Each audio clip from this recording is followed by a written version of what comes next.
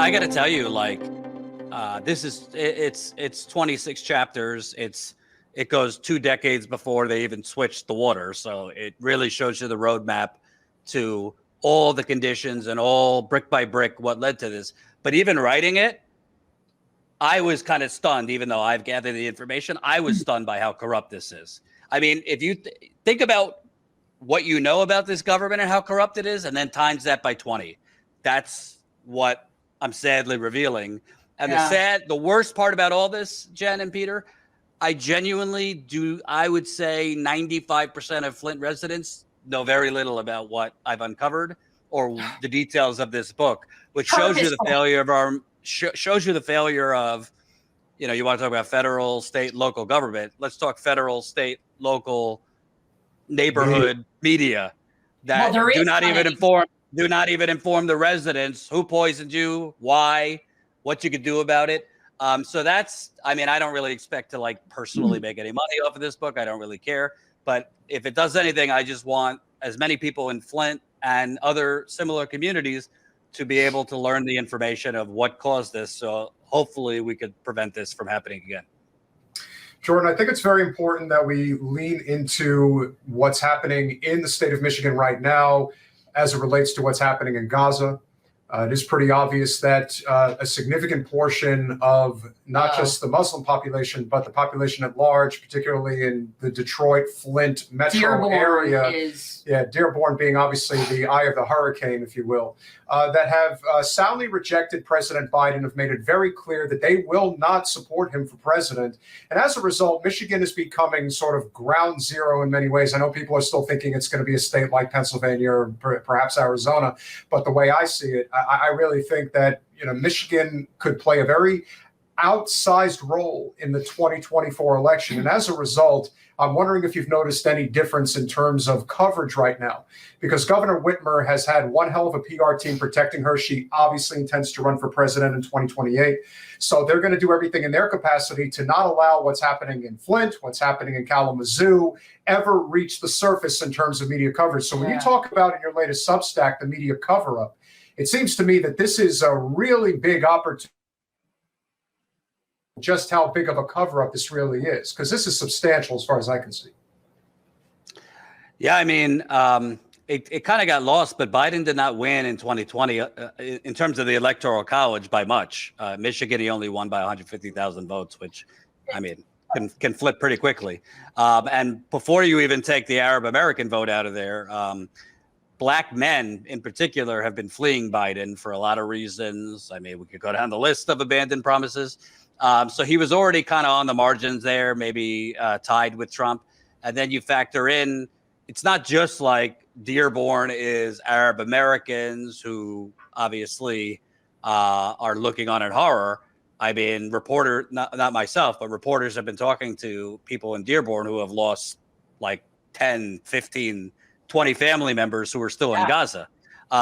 So I hate to make it a political discussion, but at the end of the day, if you're already losing support among Black voters, younger voters, and then Arab Americans, not just in Dearborn, but Detroit, actually in other states. I mean, believe it or not, Wisconsin has not a huge, but on the margins, an Arab American community. And all you could say is, it's over the top. I've told Bibi it's over the top. But I mean, I hate to credit Ronald Reagan, but Ronald Reagan in 1982, called Israel and said, this ends now, the bombing of Beirut, and took away funding. And Bibi, that Israel was nothing compared to this Israel. This Israel is so far to the right, just like we have kind of moved, like how it's swung to the right. Israel now is not even the same as it was then. Right. Everything is different. The people that serve in the military there are much further to the right. More mainstream, normal people and or left people, a lot of them have migrated since 2014 in particular, so that what's left there are zealots. So it's very unfortunate because I don't see anybody there that really sounds remotely moderate. No, not in the current administration. And, the Israeli people are I understand, angry and, still reeling over October 7th, but that doesn't justify, collective punishment and et cetera, et cetera. And at the end of the day, Biden, I think his people around him and just the fact that he's still living in 1980 mentally, he's afraid to ruffle the feathers of donors who are predominantly pro-Israel. A lot of the biggest donors are Jewish. That's just the facts. Sheldon Adelson, Trump moved the embassy because Sheldon Adelson gave him $30 million. So I don't think anything's going to change here. It's really striking that it's not just Biden, but it's come out recently that you essentially have marching orders from the top of CNN and other networks to, very strict protocols and how you can cover this and what you can say and cannot say. I mean, I'm not pushing like conspiracy theories that the Jews run Hollywood or anything like that, but there is very there is a sacred cow in the media, in government, and whatnot to basically not, say the sky is blue when it comes to this. And I think that not only is it going to probably cost Biden the election, but I actually think Trump might be even more brazen about it, because I think Trump would just say, get rid of him and not think twice in terms of the I don't even think he would give the lip service that Biden is giving now. So I think it could only get worse, but we have Biden to thank for that, because he could have done the right thing months ago and stopped this. Jordan, do you see any scenario? I mean, right now it does look like, and saw your video earlier today, it does seem that RFK. Oh my God! You say anything critical about RFK, people lose their fucking minds. Oh my God! Well, then, what did he say? Well, we'll talk about it later. But RFK released he released an ad during the Super Bowl, of course, and basically it was a complete carbon copy of the ad that his uncle did back in 1960. Okay. Only superimposed with like a nostalgia look and images of him and so forth. And it wasn't even the ad, and I agree with you 100%. It was actually a great ad. It was actually one of the few ads that actually stood out in a Super Bowl that had trash ads across the board, and the worst one, of course, being Pfizer's ad. But I really thought that the idea that he was going to be like, oh, I totally didn't mean for that to come out. It was my super PAC that was responsible. What was for that wrong ad. with it, though? And all I'm thinking is, because a family member came out and like shit the bed over it. Like why? Because they don't want him using JFK's name, I guess. But why? No, because he used images of what was it? Jack. Maria Shriver Kennedy and Jack or whatever. And I guess Maria Shriver was very steadfast on health and vaccines, and obviously RFK is not. So Bobby Shriver, who was the son of, I think I'm getting it right, Maria Shriver, came out against him saying my mother would be aghast at this. She's gone now. But like, I don't even care about the ad. It's just own it. Don't pretend that, oh, I didn't know anything about it. And he did an apology to his family. Meanwhile, he's retweeting, 100 compliments on the ad. He has it pinned to the top of his post. I was trying to be fair. He's not the only one illegally coordinating with super PACs. I mean, there is no separation. It's just wink, wink. I don't know about it. But I just basically did a video saying he's clearly knew about the ad. He's not sorry about it. And he should just own it and say, yeah, I approve this ad. I don't know why he wouldn't. I don't understand what's wrong with it. What people don't seem to get, Teresa, is I would say this to anybody about RFK. I don't even know if it's as much about him as it is about when you have somebody like Trump and somebody like Biden as your two choices, and they are in the 30s in approval. It's not what the country wants. The only reason I think Trump is likely to win is because his base is much stronger than Biden's is. But that doesn't mean that that's what the overwhelming... That's not the only thing with him, though. True. But it's not what the overwhelming majority of the population wants right now. And so just by happenstance, if RFK is on the ballot and those are the three options, people are going to vote for RFK just out of... It's not Trump and it's not Biden. No, let me also add that this is somebody that attempted to run in a Democratic primary.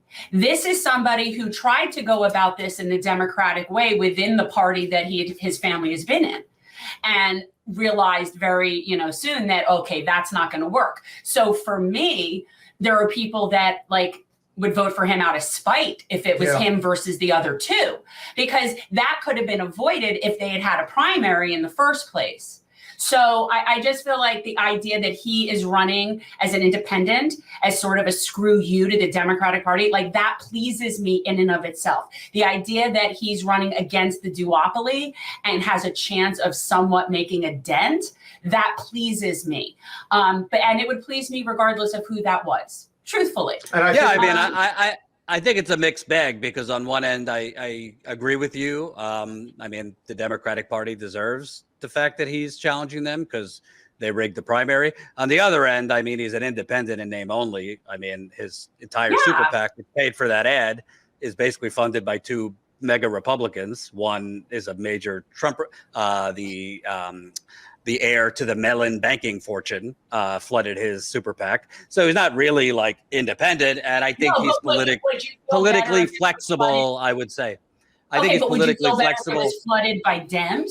Like Dem PACs? Like, to me, it would be just, it's the same difference. No, I don't mind that he's running. He could run independent. I just tell my viewers, don't buy that he's anti-establishment. He's not. Oh, yeah, He's not actually running on anything per se, and he's not anti-war. I mean, he's totally supporting this genocide in Gaza.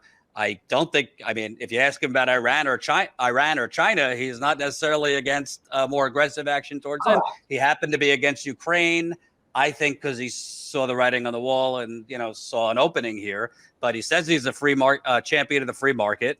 Good on the environment, I would say. Bad on other things. So I think what you said, Jen, is true. I think it's kind of like, I think in the way Obama, paper bag could have probably won in 2008 against Republicans, because everybody was just done with the Bush era and wanted to change. And that's why Obama, benefited. I think right now he's going to get a significant percentage of his vote that has nothing to do with him, might have a little to do with his last name, but has more to do with, anybody but Biden or Trump. I would also say, I think Cornel West, who I'm a fan of, made a mistake in leaving the Green Party, because I think he would have been closer to RFK in terms of polling buzz if he had that infrastructure, and him and Jill Stein weren't now, cutting into each other in an already, small pool of votes. Thanks for watching.